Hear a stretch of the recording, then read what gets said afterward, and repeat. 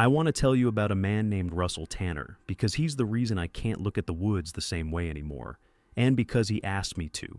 Not in a dramatic way. He didn't make me swear anything. He just said, near the end, that somebody ought to say it out loud while he was still around to be asked about it, and that he'd rather it be me than some podcast that would dress it up with sound effects. So, this is me doing that. I'm going to lay it out the way he laid it out for me, over about 4 months of phone calls and 2 long afternoons on his back porch in Cherokee County, North Carolina, with a cooler of cheap beer between us that neither of us drank much of. Russell was 61 when I met him.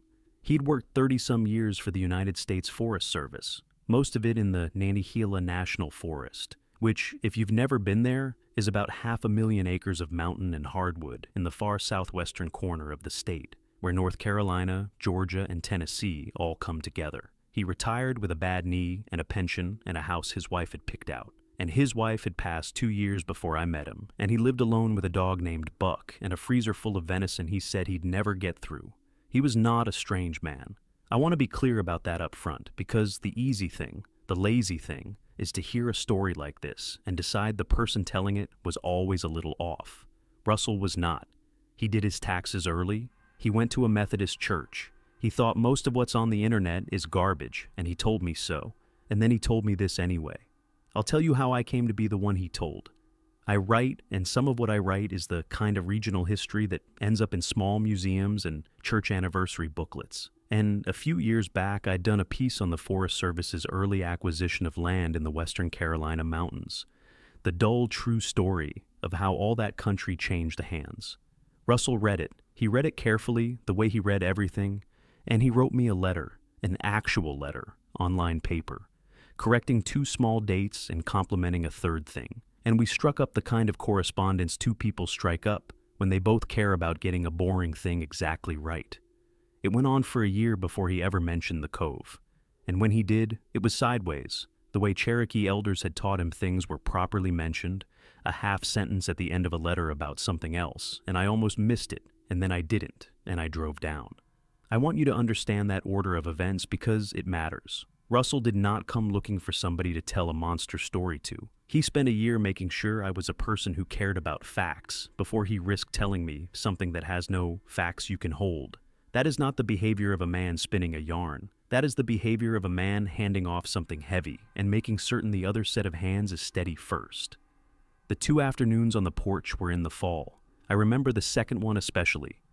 Buck the dog lay between our chairs the whole time with his chin on Russell's boot, and Russell would reach down without looking and rest his hand on the dog's head whenever the talking got to a hard part. And I came to read that hand the way you'd read a gauge. When it moved to the dog, I knew we were close to something that cost him. He talked slow. He'd been a man who wrote reports for a living, and he talked the way he must have written them, in order, with the small things first. And he never once tried to make any of it sound bigger than it was. If anything, he kept trying to make it sound smaller, and I came to understand that the smallness was the point, that a thing this size has to be carried in small, true pieces, or it can't be carried at all. It starts with a name in a file. That's the part that always gets me, honestly, because it's so boring, and the boring part is what makes the rest of it land. In 2003, Russell was reassigned to help close out a backlog of land use paperwork for a stretch of the Nantahala up near the Snowbird Mountains. Snowbird is its own kind of place. It's a cluster of peaks and coves northwest of the main Cherokee town, and it has one of the oldest, most traditional Cherokee communities left anywhere, the Snowbird community, people who held on to the language and the old ways harder than most, because the country up there made them hard to reach. Russell knew the area. He'd hunted it as a young man. What he was doing in 2003 was unglamorous, just reconciling old survey records with newer ones, figuring out where some boundary lines had been mismarked decades back, and he found a parcel that didn't reconcile.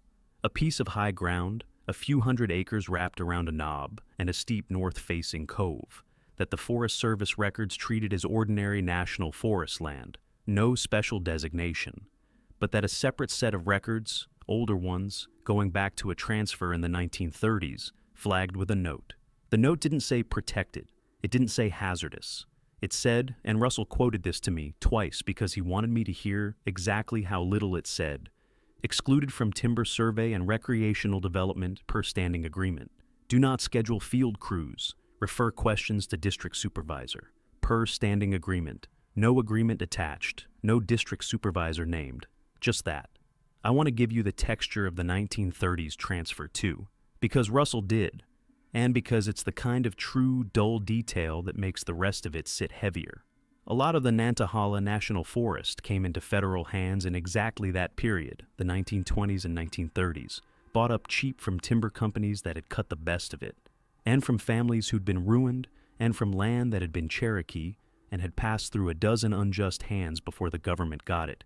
It was a chaotic, paper-heavy time, thousands of parcels, surveyors crawling all over those mountains. And in the middle of all that ordinary acquisition, somebody, some federal official, whose name is not on anything Russell could ever find, had taken the trouble to carve one specific cove out of the routine, to give it that one specific instruction, and then to make sure that instruction got copied forward, decade after decade, from one filing system to the next, surviving the move from paper to microfilm, and from microfilm to database, never explained, never questioned, never dropped. Russell said that was the part a person ought to think hardest about. Bureaucracies forget things constantly. They lose whole forests worth of paperwork. For an instruction that simple and that strange to survive 90 years intact, somebody in every single one of those decades had to decide, on purpose, not to let it lapse. Somebody always knew enough to keep it alive, and never enough, or never willing enough, to write down why. Now, Russell told me, that kind of thing isn't actually as rare as you'd think. Federal land records are a mess. There are parcels all over the country with weird notes attached to them. Water rights, mineral claims, old homestead carve-outs, places a family was promised access to a cemetery. Most of the time the explanation is dull. So Russell did the dull and correct thing. He asked around, he called the district office, he talked to a supervisor named Calhoun, an older guy near retirement himself, and he read him the note over the phone, and there was a pause, and Russell told me he remembered the quality of that pause because it wasn't a thinking pause, it was a deciding pause. And Calhoun said, "Leave that one alone. It's been left alone since before you and me both. There's no money in surveying it, and there's no upside in walking it. Mark it reconciled and move on." Russell asked, reasonably, reconciled to what? And Calhoun said the line that Russell carried around for the next 20 years. He said, reconciled to the fact that some pieces of ground were spoken for a long time before the government showed up, and the smart thing the government ever did up there was agree not to argue about it. That should have been the end of it. For a while it was. Russell marked the parcel, finished the backlog, moved on to the next assignment. But he was a curious man, and he had a long memory, and the phrase spoken for a long time before the government showed up sat in him like a splinter. And about a year later, in 2004, he had a reason to pull on it. The reason was a death. A man named Garrett Sluter, in his 50s, an experienced hiker and amateur botanist from over in Tennessee, went missing in the Snowbird area in October of 2004. Search and rescue ran for 9 days. Russell wasn't lead on it, but he was part of it, walking grids the way you do. And on the 6th day, a search dog handler working a drainage put her dog onto something and the dog wouldn't take the scent. Russell was close enough to see it. He told me the handler was confused because her dog was solid, a dog that had worked dozens of these, and the dog got to the lip of a particular cove, the north-facing one, and it stopped, and it sat down, and it would not go in. Not scared exactly. The handler said later it was like the dog had decided it was off the clock, and the handler, who didn't know anything about any file or any note, looked at the cove and looked at the map and said, "Is this even our search area?" Because the cove had a way of not looking like it should be walked. The trees leaned. I'll come back to that. Russell told me one more thing about that dog, because it stayed with him. The handler tried twice more that afternoon to work the dog along the cove's rim. Not down into it, just along the high edge. And the dog, which Russell said was a Belgian Malinois, a breed that does not quit, a breed bred specifically to keep working past the point where it wants to, would walk the rim with the handler, perfectly obedient, right up until the handler's path started to curve downhill, and then the dog would simply plant itself and lean back against the lead with its whole weight, and look up at the handler, and Russell said the look on that dog's face was not fear and was not stubbornness. He said it was the look of an animal trying very hard to communicate something to a person it loved and respected, and being frustrated that the person was not getting it.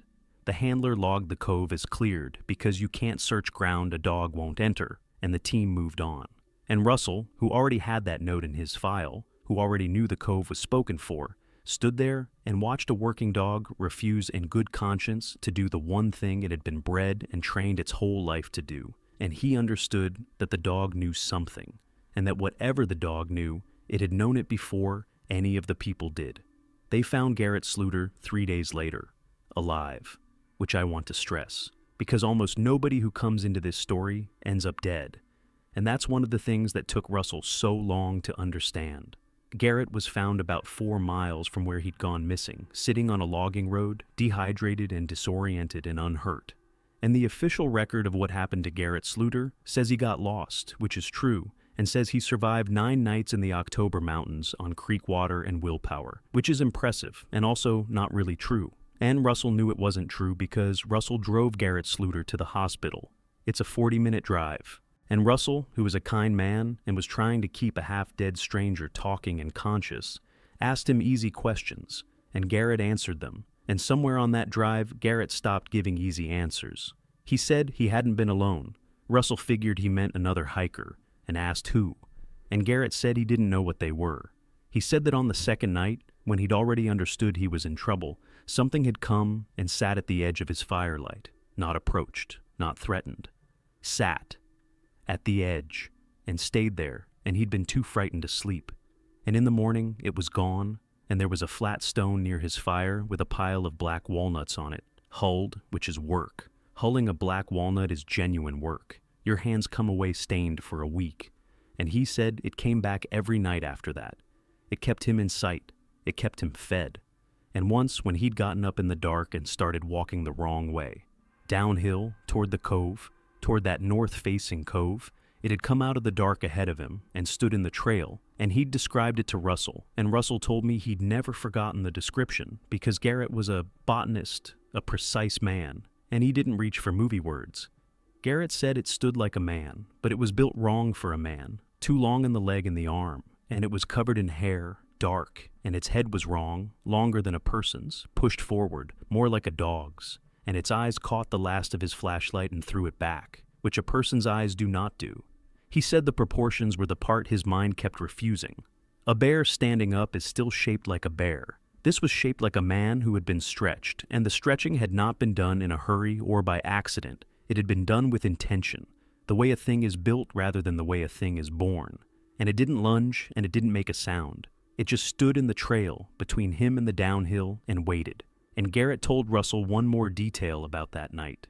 The detail Russell said he had thought about more than any other, because it was the detail a man making up a monster would never think to include. Garrett said that when he stopped, when he gave up on the downhill and stood there shaking, the thing did not move toward him and did not move away. It lowered its head, not in a threat. It lowered its head a few inches and turned it, slow, deliberate, and looked off up the slope. The way you tip your chin at a door to tell a man without words that the door is where he ought to go. And then it held still and let him decide. It did not herd him with its body. It pointed and it waited, and it trusted him to be smart enough. Garrett said that was the moment the fear changed in him, because you cannot be pointed somewhere by an animal. An animal does not have a plan for you. This thing had a plan for him, and the plan was that he should live, and he should live somewhere other than the bottom of that cove. So he went back up, and it let him, and 3 mornings later, he walked out onto a logging road on the high side, and search and rescue found him. And then Garrett Sluter, in the front seat of Russell's truck, said the thing that made Russell pull off the road. He said, "I think it was keeping me away from something. I think the whole time, it wasn't guarding me. It was guarding the cove. And I was just the thing that wandered too close." Russell told me he sat on the shoulder of that road with the engine running and the heater going and a dehydrated stranger in his passenger seat, and he did not say anything for a while, because the thing Garrett had just said had gone into him and turned a key. He said it was not the description of the creature that did it. Descriptions you can argue with. A frightened lost man in the October woods can see anything, and Russell knew that. And Russell had been ready to file the whole thing under exposure and fear and a botanist's good eye for detail. What he could not file away was the shape of the conclusion, because Garrett, who had no idea there was a note in a file, who had never heard the word agreement spoken about that ground, who did not know that a search dog had sat down at the rim and refused, had arrived, alone, half dead, working only from what had happened to him in the dark, at the exact thing the file implied, and the dog implied, and the leaning trees implied. The cove was the point. The man was incidental. The thing in the woods was not interested in Garrett Sluter, one way or the other, except as a problem of position. A person who had drifted into the wrong square on a map, and its entire effort, the walnuts, the firelight company, the body, and the trail, had been the patient management of that problem. Russell said that when three separate things that cannot talk to each other, a federal file, and a working dog, and a starving stranger, all say the same sentence, a careful man stops being able to call it a coincidence and has to start calling it evidence. That was the moment, on the shoulder of that road, that Russell stopped trying to make the story go away and started, against his own will and his own good sense, to follow it. Russell got him to the hospital. Garrett recovered fine, physically. Russell never saw him again, but he made a point, years later, of finding out, and Garrett Sluter was alive and well and had simply never, not once, spoken about it publicly. And when Russell finally tracked down a phone number and called him in 2019, an old man calling another old man, Garrett listened to Russell explain who he was and then said, "I've spent 15 years deciding I imagined that," and hung up, politely, but he hung up. And Russell told me he did not blame him, not even a little, because deciding you imagined a thing is sometimes the only roof a person has, and you do not knock a man's roof down just because you'd like company underneath your own. So now Russell had a note in a file, and a supervisor who wouldn't explain it, and a survivor's account he couldn't dismiss, and a cove that dogs wouldn't enter. And he did the thing I think most of us would do, which is, he tried to make it normal. He tried to find the dull explanation, because there usually is one. And here is where I have to slow down, because the next part of what Russell did is the part that matters most. And it's the part that turns this from a campfire story into something I genuinely don't know what to do with. Russell went to the snowbird community, and he started asking the old people. He didn't go in cold. He'd lived and worked in that country his whole life. He had Cherokee friends and Cherokee coworkers, and he had the sense, which a lot of outsiders don't, to understand that there's a right way and a wrong way to ask. The wrong way is to show up with a recorder and a list of questions about monsters. The right way, and this took Russell the better part of 2 years, on and off, is to be a known quantity, to be useful, to fix somebody's culvert and split somebody's wood and sit on porches and not ask. And then one day, when an old man named Jonah Wachasha was talking about something else entirely, to mention, lightly, that he'd been doing some boundary work up near a certain cove, and to watch what happened on the old man's face. What happened, Russell said, was that Jonah Wachasha went quiet, the same deciding quiet that Calhoun had gone on the phone. And then he asked Russell one question. He asked, "Did you go in it?" And Russell said no. And Jonah said, "Good, don't, and I'll tell you why, but you have to understand it's not mine to tell the way a story's mine to tell. It's older than a story. It's closer to a fact that we agreed to stop repeating, because repeating it is a kind of bragging, and you don't brag about a thing like that.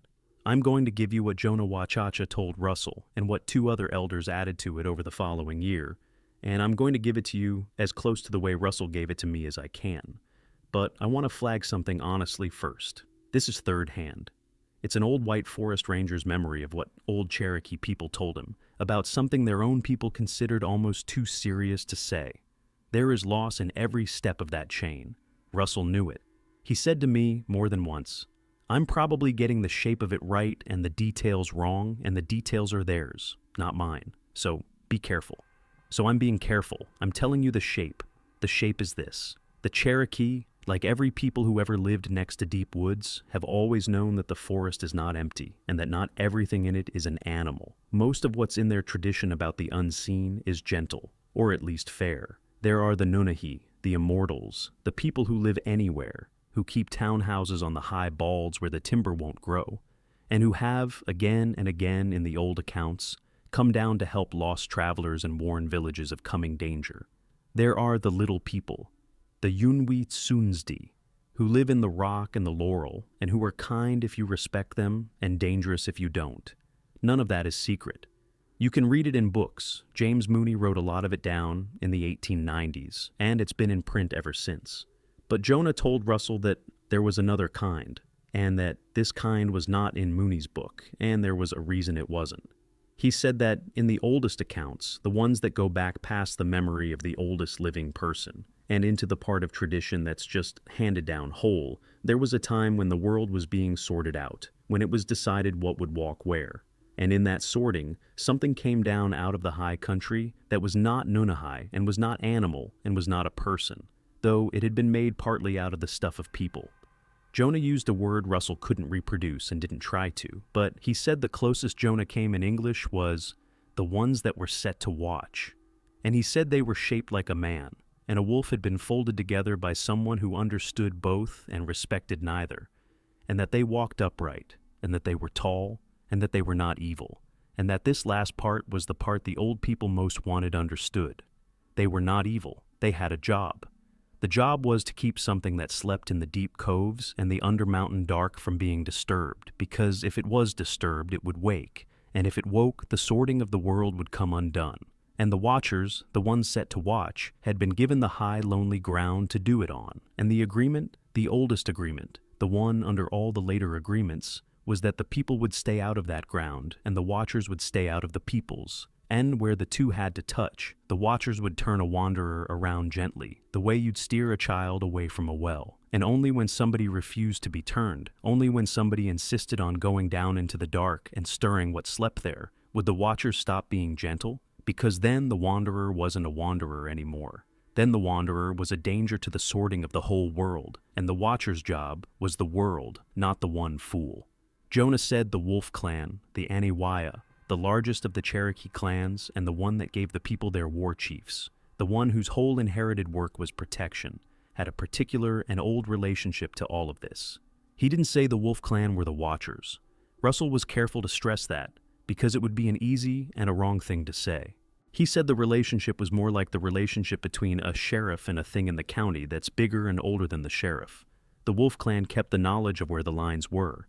They kept the count of the coves that were spoken for, and when the time came that white surveyors and a federal government were going to start drawing their own lines over everything, it was Wolf clan people, Jonah said, who made sure the right coves ended up marked the right way in the white men's papers. Per standing agreement. Russell sat on a porch in the Snowbird community and finally understood the sentence in his file, and he told me that understanding it did not make him feel better. It made the back of his neck cold.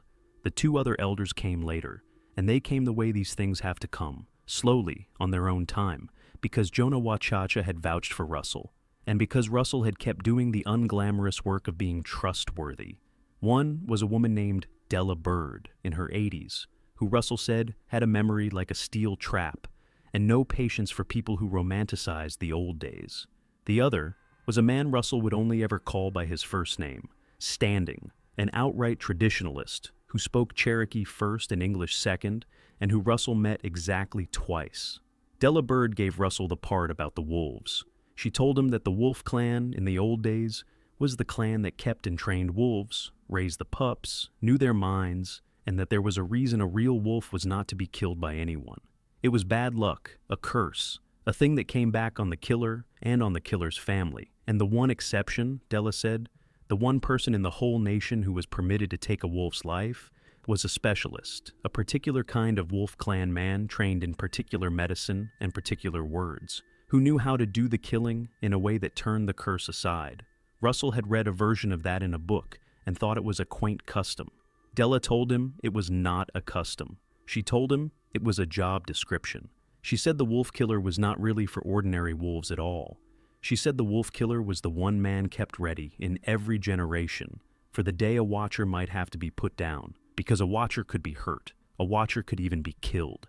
It was not a god, and if one ever turned, if one ever broke its post, and came down among the people wrong, somebody had to be carrying the medicine and the words that would let a person do that terrible thing, and survive the doing of it.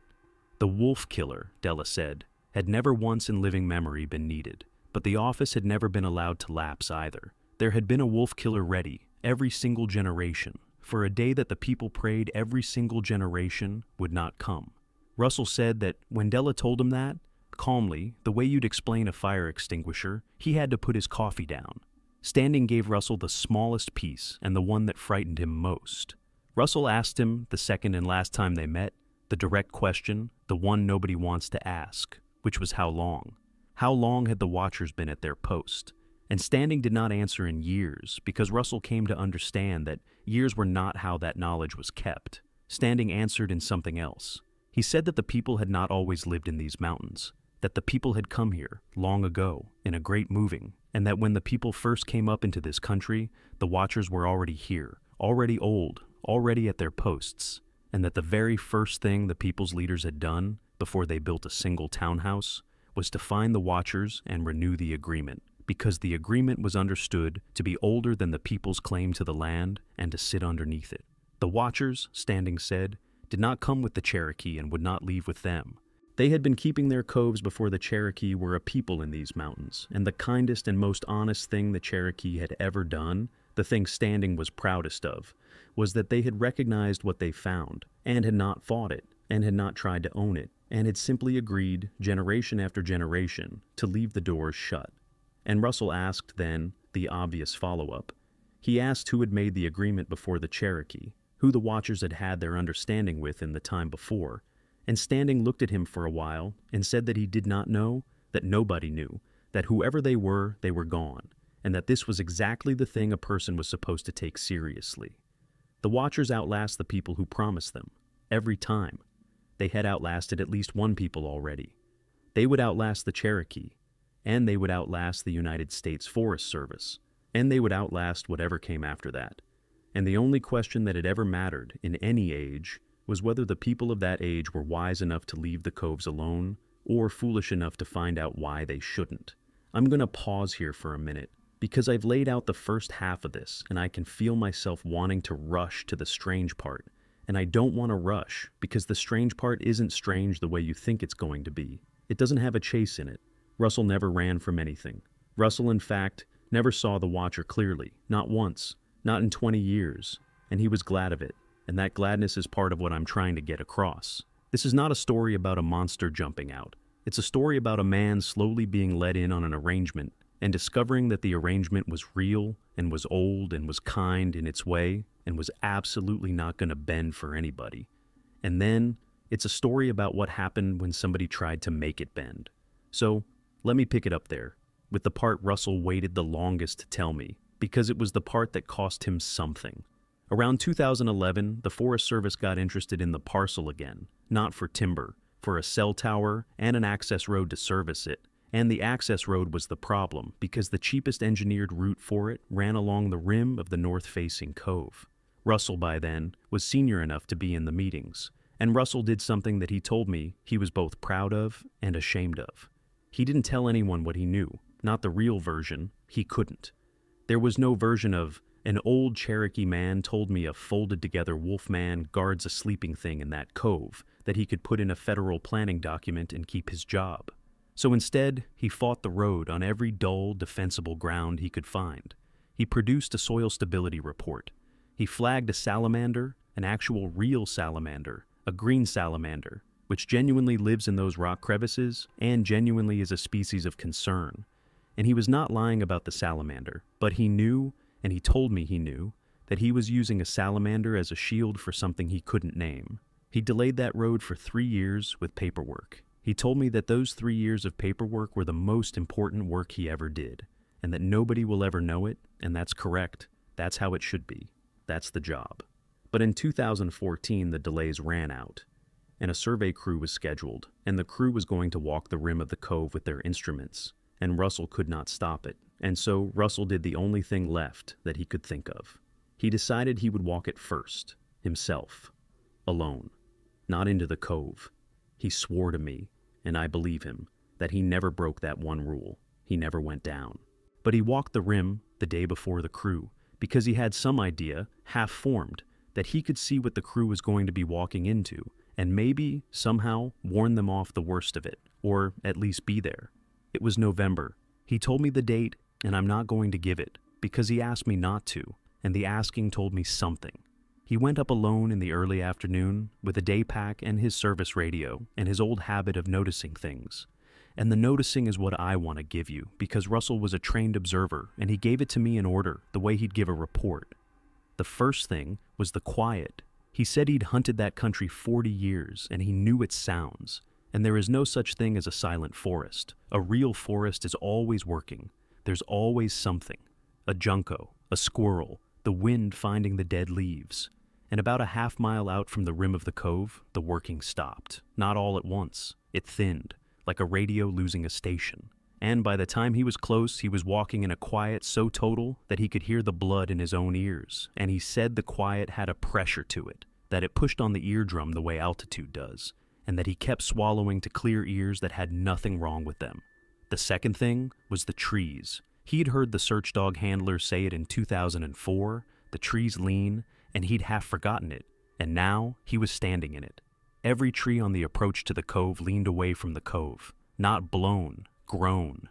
The trunks had a slow corkscrew to them, a long torque, the way a tree grows when it spends its whole life leaning out of something, reaching for light. Except there was light. The light was fine, and the thing they were leaning away from was downslope, was the cove, was the dark under the mountain. The branches were longest on the uphill side. The whole forest had its back turned, and had had its back turned for 100 years, and a tree cannot pretend. A tree can't be telling a story.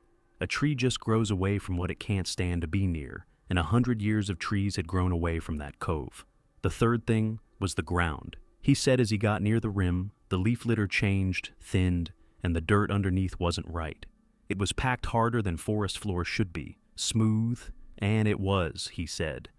And he hated saying it because it sounded insane, and he said it anyway.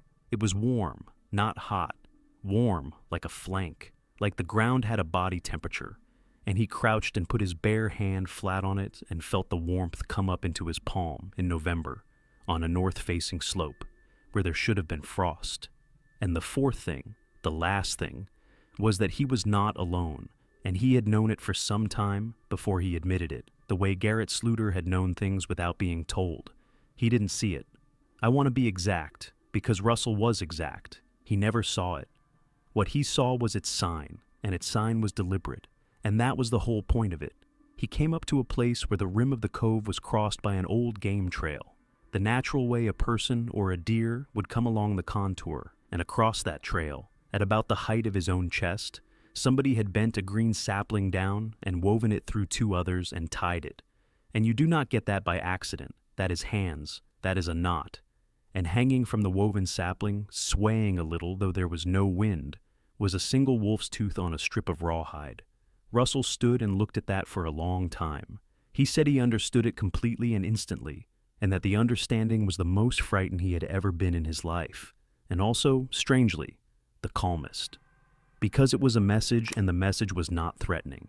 The message was a closed door. It said, in a language older than any language Russell spoke, this far and not farther, and it said it to him personally because it was at his chest height and on the trail he was walking, and that meant something had watched him walk up, had gotten ahead of him without a sound, had built him a door out of a living tree, and had then stepped back into the quiet to see whether he was the kind of man who understood doors. Russell was. He turned around. He walked out. He told me that walking out, he did not once look back, not out of fear exactly, but out of something closer to manners, the way you don't stare at a man's face while he's deciding whether to trust you. And the whole way out, for that half mile, the quiet stayed with him, and then, all at once, like the radio station coming back, a Carolina wren started up somewhere off to his left, loud and ordinary and furious about something, and Russell said he stopped walking and stood in the trail and cried for a minute, just from the relief of an ordinary bird, and then he went home. The survey crew was scheduled for the next morning, and here is the part Russell waited 4 months and 2 porches to tell me, and here is where I have to be honest, that I asked him 3 times, in 3 different ways, on 3 different days, whether he was sure, because it is the heaviest thing in the whole account, and I wanted to give him every chance to soften it, and he didn't soften it. The survey crew was 2 men, a younger surveyor named Petre and an older one, the crew lead, a man Russell knew a little, named Aldous Greer. And the night before they were to go up, Russell called Aldous Greer at home, And he didn't tell him the truth, because he still couldn't. But he told him as much truth as he could fit into a shape that wouldn't sound insane. He told Greer that he'd walked the rim himself that afternoon, that the footing along the cove was bad, genuinely dangerous, undercut, that he'd seen sign of a big animal, a bear, denning, and that his strong professional recommendation was that they survey the rim from the uphill side and not set foot below the contour of that game trail, and that if they hit the trail and found anything across it, anything man-made, they should treat it as a property marker, respect it, and root around it. He said all that. He told me he chose every word to be the most truth he could carry across to another man without breaking it. And Aldous Greer listened and thanked him, and the next morning, Aldous Greer and the young surveyor, Petrie, went up to survey the rim of the cove, and only one of them came down. Petrie came down, late, in the dark, hours overdue, and he came down wrong. He came out onto the logging road, the same high road Garrett Sluter had been found on 10 years before, and a county deputy who'd been called for the overdue crew found him walking the center line, and Petrie was not hurt, not a scratch, but Petrie was not right and never would be again. He could not say in any way that held together what had happened. He said they'd reached the game trail. He said Greer had found the thing across it, the woven sapling, the tooth, and that Greer had laughed. That was the word Petrie kept coming back to in the months of interviews and evaluations that followed, the only solid thing in all of it. Greer had laughed and called it kid stuff, vandals, and had taken it down, had untied the knot and taken the wolf's tooth and put it in his vest pocket, the way you'd pocket a curiosity, and had stepped over the contour and started down the slope into the cove to get a cleaner survey line. And Petrie, who had not laughed, who had felt every wrong thing Russell felt and had felt it harder, did not follow him. Petrie stood at the trail, and he said the quiet came down like a lid, and he heard Greer moving downslope through the leaves, and then he heard Greer stop moving, and then he heard nothing at all for what he thought was about a minute and was probably much longer, and then he heard, from down in the cove, one sound. He never described it the same way twice. The closest he ever came, the version that's in the evaluation Russell eventually saw, was that it was low, and that it came up through the ground more than through the air, and that it was not an animal calling and was not a man screaming, it was a single deep note, like the mountain itself had cleared its throat, and that he felt it in his teeth and his chest and the backs of his eyes, and that the moment it stopped, every bird in that forest, all at once, in a silence that had had no birds in it a second before, began to sing. Petrie ran. He ran the wrong way first, downhill, and something turned him. He said the same thing Garrett Sluter said, almost the same words, 10 years apart, two men who never met. Something came out of the trees ahead of him, tall and built wrong, and did not touch him, and did not make a sound, and stood between him and the down, and he understood he was being herded, and he let himself be herded, uphill, until he came out on the road. They searched for Aldous Greer for 2 weeks. Russell helped run it, and I asked him, on the porch, the hard question, I asked him whether they found anything, and he was quiet for a while, and then he said they found exactly one thing.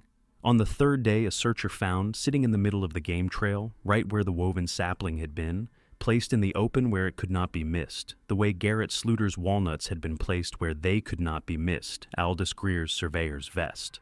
Folded neatly, Russell said, the way you'd fold a flag, and there was nothing else. No boots, no instruments, no Aldous Greer. The vest was folded on the trail, and the wolf's tooth was back, sitting on top of it, on its strip of rawhide, and the cove behind it was warm and quiet and leaning away, and that was all they ever found. And the file on Aldous Greer says, lost, presumed deceased, fell while surveying hazardous terrain, and Russell Tanner is the only person living who knows that the hazardous terrain had a door on it, and that Aldous Greer laughed and took the door down. Russell told me he carried the young surveyor, Petrie, harder than he carried Greer. Greer had made a choice. Greer had been warned, in the most truth Russell could carry to him, and had laughed at it. And a man who laughs at a closed door is in some terrible way the author of what happens next. But Petrie had done everything right. Petrie had felt the wrongness and respected it and stopped at the trail and let himself be turned. And Petrie was the one whose life came apart anyway, because he had stood 20 feet from the sound the mountain made and had watched a man he'd worked beside walk down into a dark that folded him up and handed his vest back. Petrie left the Forest Service inside a year. Russell tried to keep up with him for a while, and then the calls stopped being answered.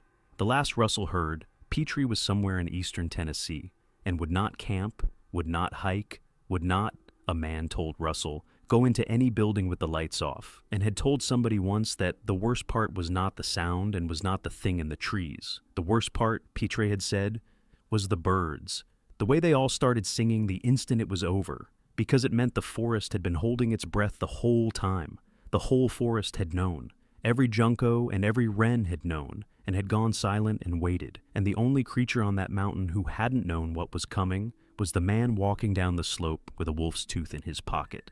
And then there was the question of the file, and what Russell did with it, which he told me about on the second porch afternoon, near the end, almost shyly.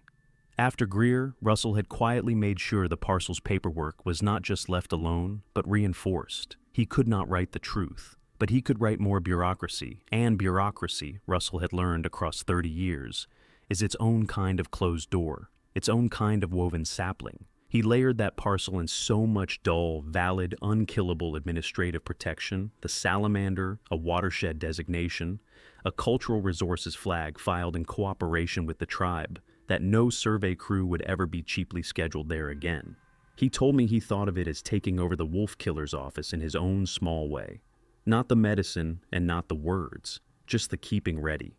Just being the one man in his generation who knew where the line was and made sure, with the only tools he had, which were forms and signatures and a federal employee's stubbornness, that the door stayed shut after he was gone. The cell tower was built somewhere else. Russell made sure of it. It was the easiest fight he ever won. Nobody, after Greer, had any appetite for that cove, and the parcel went back to being a line in a file, excluded from survey, refer questions to a district supervisor who does not exist, and Russell carried it for another decade, and then his wife died, and then he got old, and then he called me. I asked him, the last afternoon, the question you're probably asking, which is what he thought it actually was. And Russell, who, as I've said, was not a strange man, who did his taxes early and thought the internet was garbage, took a long time with it, and then he didn't answer the question I asked.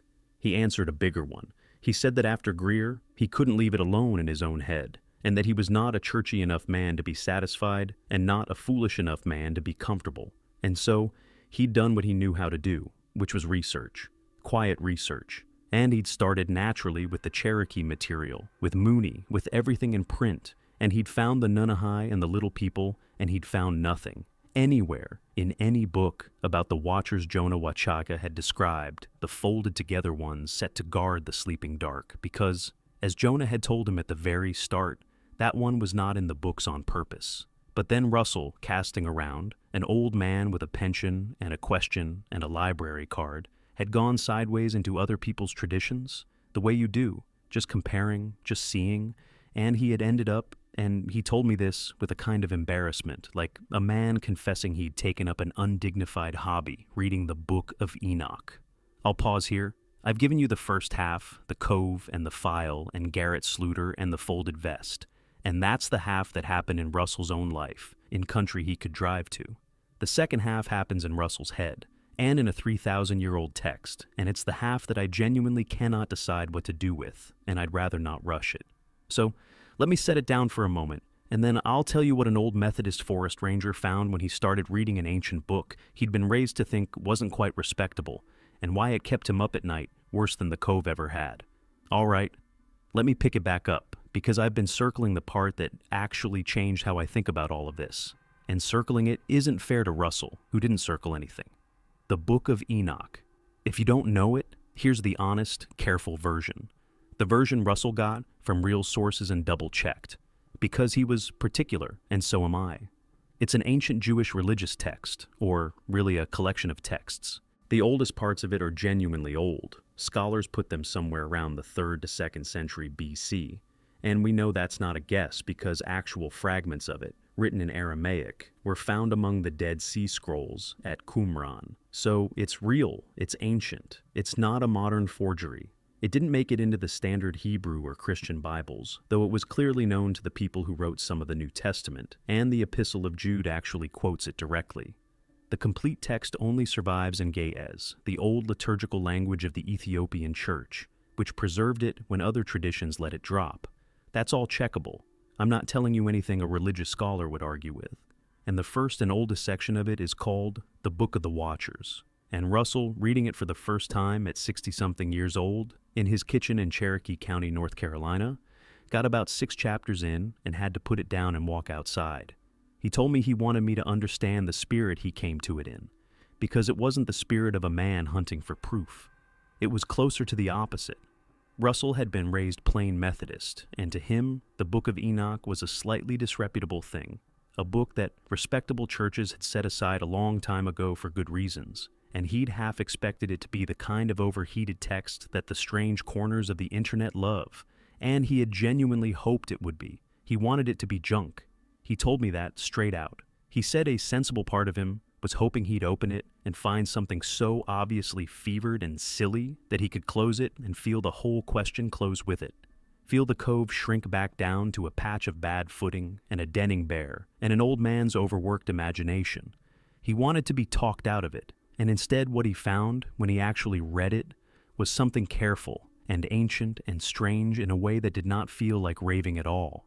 It felt, he said, like a document. It felt like somebody a very long time ago writing down, as plainly as they could manage, something they considered to be a serious account of a serious matter. And that was worse. That was so much worse than junk, because you can put junk down. He sat at his own kitchen table with the afternoon going gray in the window and read the thing he had hoped would set him free, and felt it instead close its hand around him, and he got up and walked out into his own yard and stood there a while, the way he'd stood in the trail when the wren started singing, except this time there was no wren, there was just his own quiet backyard and the weight of a book 3,000 years old agreeing with a Cherokee elder on a porch. Here's what it says. It says that there were beings called watchers. The word in the text is a real one. The Aramaic is something like iron, and it means, more or less, the ones who are awake, the ones who do not sleep. And it says that these watchers were a class of angelic being, and that 200 of them came down out of the high country, and the text is specific, almost stubborn, about where. It says they descended on the summit of Mount Hermon, which is a real mountain, the highest in that whole region, on the border of present-day Lebanon and Syria. And the text says they came down on the high peak and bound themselves there by an oath. 200 watchers, coming down onto the highest, loneliest ground. And Russell sat in his kitchen and thought about high mountain balds where the timber won't grow, and about coves spoken for before the government showed up, and about a count of the coves the Wolf Clan kept, and he kept reading. And the Book of the Watchers says that these beings, once down, did a forbidden thing. They took human wives. They crossed a line that was not theirs to cross, mixed what was not meant to be mixed. And the offspring of that crossing were the Nephilim. And the text describes the Nephilim as something built wrong, something folded together out of 2 things that should have stayed separate, beings of enormous size and enormous strength that did not belong to either world they'd been made from. The text is not gentle about them. It calls them giants. It says they consumed everything and then turned on the people, and that the whole sin of it, the whole reason the great flood is said to come, is that the line had been crossed, and something that should never have walked the earth was walking it.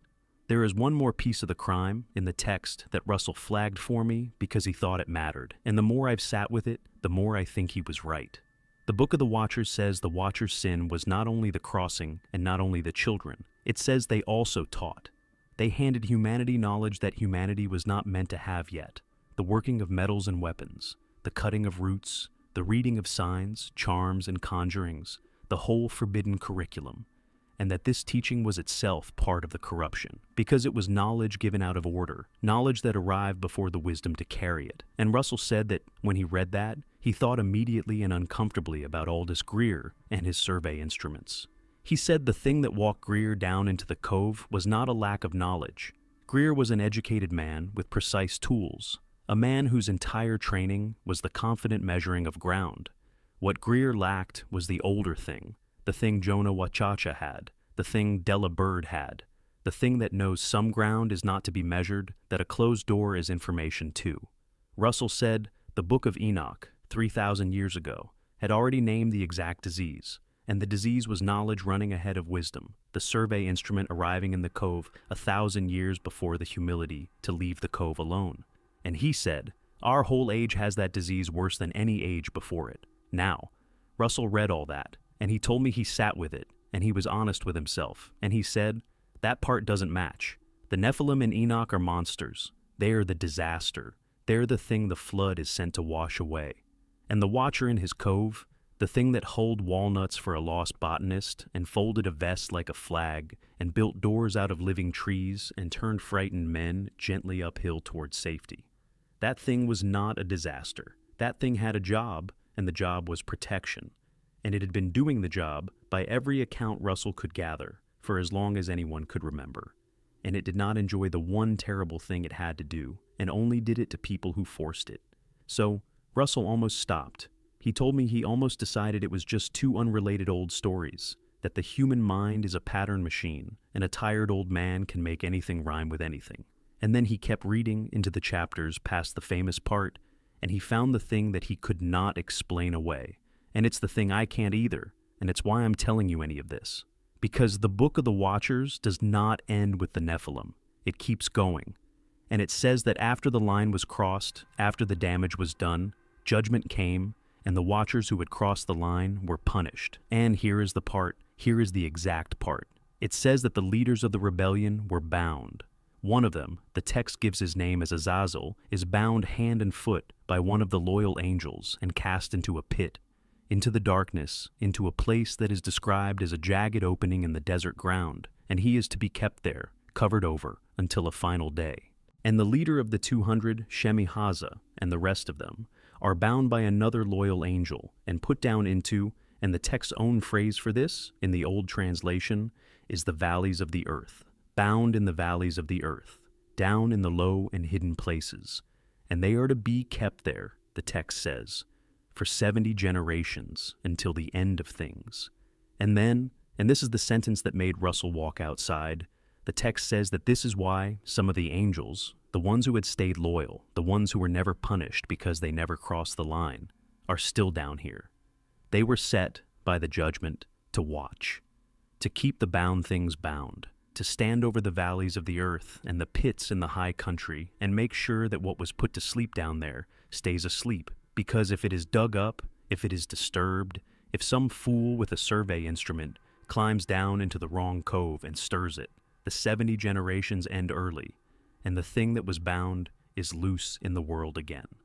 Russell stood in his backyard in North Carolina, an old man, and he understood that he was holding two accounts, separated by an ocean and 3,000 years and every conceivable difference of language and people and faith, and that they were not the same story, but that they had the same bones, high, lonely ground, a line that must not be crossed, something terrible bound and sleeping in the dark under the mountain, and a watcher, a thing that does not sleep, set over the place to keep the wanderer away and the sleeper down, and standing that post not for a year or a lifetime, but for an order of time that doesn't fit in a human head. 70 generations, says the book, since before the government showed up, says the file.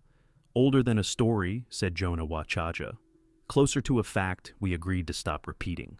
I want to be very careful here, the way Russell was careful, because this is exactly the point where a story like this wants to run off the rails and start claiming things it can't back up. Russell did not believe, and I do not believe, and I want to say it plainly, that the Cherokee tradition Jonah Wachacha carried and the ancient Jewish text from Qumran are secretly the same thing, or that one comes from the other, or that there's some lost global civilization underneath them. That's the lazy version, and it's wrong, and it disrespects both traditions, each of which is whole and real and belongs to its own people in its own place. Russell was firm on that. He said the Cherokee material is Cherokee, full stop, and the Enoch material is what it is, and neither one needs the other to be true or important. What Russell believed, and what I think I've come around to, is harder and quieter than a conspiracy. He believed that when two peoples who never met, who never could have met, who are separated by the entire width of the world and most of recorded history, both sit down next to deep forests and high mountains and try, in their own words, to put down the same warning, then the thing worth paying attention to is not the words. It's the warning. He said it's like finding the same scar on two strangers. You don't conclude they're related. You conclude something with claws came through, and it came through more than once, and it came through in more than one place, and people remembered, and the remembering took whatever shape the local language had to give it. The Cherokee gave it the shape of a watcher folded out of wolf and man. The writers of Enoch gave it the shape of an angel set over a pit. And the dogman, he said, the thing people in this country have been reporting out of the deep woods for as long as this country has had people writing things down. The upright thing built wrong, too long in the limb, dog-headed, that stands in your trail at night and does not chase and does not speak and somehow turns you back. That, Russell thought, is just the most recent shape, the shape our own time and our own thin language has been able to give the same old scar. He said, the people who go looking for the dogman as a cryptid, as an animal, as something to photograph and put in a documentary, have the wrong end of it entirely. He said it was never a question of biology. You don't catalog a watcher. He said the right question, the only useful question, is the one Jonah Wachacha had been trying to teach him from the very first afternoon, which is not what is it, it's what is it standing on? What's underneath it? What is it that has to be kept down so badly that something agreed, a long time ago, in a language we've lost, to stand in the cold dark forever and turn the wanderers around? And Russell pointed out something about the modern reports that I had never thought about and have not been able to stop thinking about since. He said that if you actually read the dogman accounts, the real ones, the ones from people who aren't selling anything, a pattern shows up that nobody who treats it as a cryptid hunt ever bothers to notice. The encounters cluster. They cluster around old places. They cluster near mounds, near certain ridgelines, near particular coves and hollows that the local native nations, wherever you are in the country, tended to already regard as places you didn't go. And the encounters almost never end the way a predator encounter ends. People who meet the dogman overwhelmingly do not get hurt. They get frightened and they get watched, and very often they get the distinct and unshakable feeling that they were somewhere they should not have been, and were being walked back out. Russell said a real predator that size and that strong, meeting an unarmed person alone in the dark, produces a body. Again and again, across a century of these accounts, the dogman does not produce a body. It produces a witness who goes home and spends the rest of their life deciding they imagined it. He said that is not the behavior of an animal, and it is not the behavior of a monster. It is the behavior of something doing crowd control at the edge of a place. It is the behavior of a watcher. And he said, the reason the cryptid hunters will never find it, never photograph it, never tree it with dogs, is that they are looking for a creature, and a watcher is not a creature you find. A watcher is a creature that decides, every time, whether it will let you see it, and what it wants you to understand when it does. And Russell said he was glad, he was deeply and genuinely glad, that he had turned around at the woven sapling, because it meant he had spent 20 years near the watcher's post, and had never once made the watcher choose between him and its job. Aldous Greer made it choose. Greer laughed and pocketed the tooth and stepped over the line, and the watcher did the terrible part of its terrible job, and folded what was left of him like a flag, and put the door back up, and went back to standing its post. Russell did not think the watcher was cruel. He thought it was the opposite. He thought it had been merciful to every single person it had ever turned around. Mercy after mercy after mercy, for longer than the Cherokee people have had a name, and longer than the Book of Enoch has existed, and that the one time it had not been merciful was the one time mercy and the job could not both be served, and that on that day it had chosen the job because the job was the whole sleeping world, and Aldous Greer was one man who would not listen. The last thing. I asked Russell on the last afternoon, on the porch, with the unopened beer sweating between us, whether he was afraid, and he gave me an answer. I've thought about every day since, and I'll give it to you the way he gave it to me, and then I'll stop, because he stopped there, and he was right to. He said he wasn't afraid of the watcher. He said the watcher was the most reliable thing he had ever encountered in his life. More reliable than the government, more reliable than his own body. A thing that had held one position with perfect discipline since before his people could write, and you don't fear a thing like that. You can practically rest your weight on a thing like that. He said what he was afraid of was us. He said there will be another cell tower, there will be another road, another survey, another reason, and there will always, always be another Aldous Greer, another man who gets to the woven sapling and the wolf's tooth and laughs, because we have built a whole civilization on the idea that there is nothing a sufficiently determined man may not climb down into. And that idea is going to walk somebody down into a cove one day who can't be turned around. And the Watcher will do its job, and its job will not be enough, because the Watcher was only ever the lock. It was never the thing the lock was for. And he said the part that I'll leave you with, because it's the part that's underneath my own skin now, and I think it should be underneath yours. He said, think about what it means that the Watcher is still there. Think it all the way through. It means the thing in the cove is still down there too. It means that whatever the Watchers in the Book of Enoch were set over has not been let out. And whatever sleeps under the snowbird mountains has not woken.